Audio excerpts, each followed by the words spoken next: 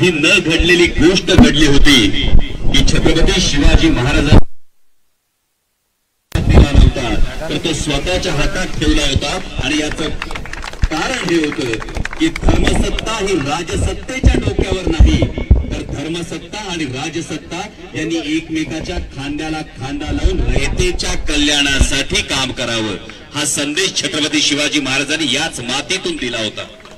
आणि हा राज्याभिषेक झाल्यानंतर हे मुद्दाम सांगतो कारण आजच्या देशातली एकूण जर परिस्थिती बघितली तर हा आदर्श आपल्या काळजात कोरून ठेवण्यासारखा आहे। कारण हा राज्याभिषेक झाल्यानंतर छत्रपती शिवाजी महाराजांनी सगळे मंदिरांचे कळस सोन्याचे करा असं आज्ञापत्र काढलं नाही तर रयतेच्या भाजीच्या देठाला हात लागू देऊ नका हे आज्ञापत्र काढलं।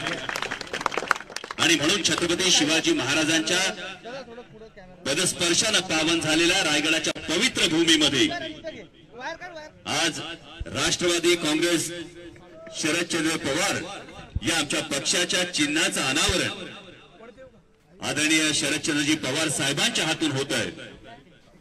ही खात्री आहे कारण तुतारी महाराष्ट्राच्या जनमानसात महाराष्ट्राच्या स्वाभिमानाचं प्रतीक बनली आहे।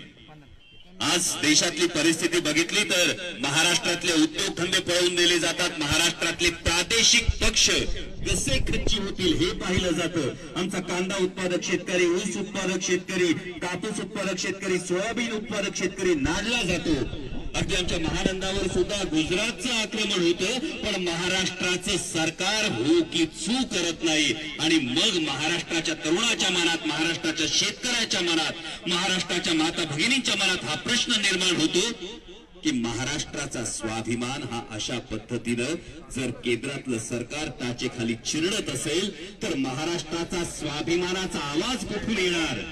आणि महाराष्ट्राच्या स्वाभिमानाचं सर्वोच्च प्रतीक असलेल्या किल्ले रायगडावरून हा महाराष्ट्राच्या स्वाभिमानाचा आवाज म्हणजे ही तुतारी आहे।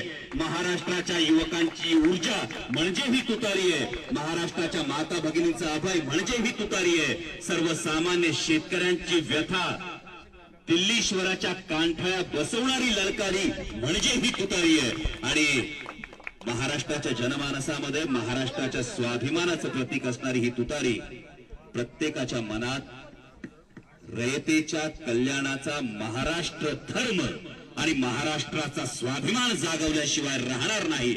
मी आपला सर्व माध्यम कर्मींचं सुद्धा मनापासून आभार मानतो कारण अनेक जण प्रश्न विचारत होते की चिन्ह अचानक मिळाल्यानंतर ते पोहोचणार कसं।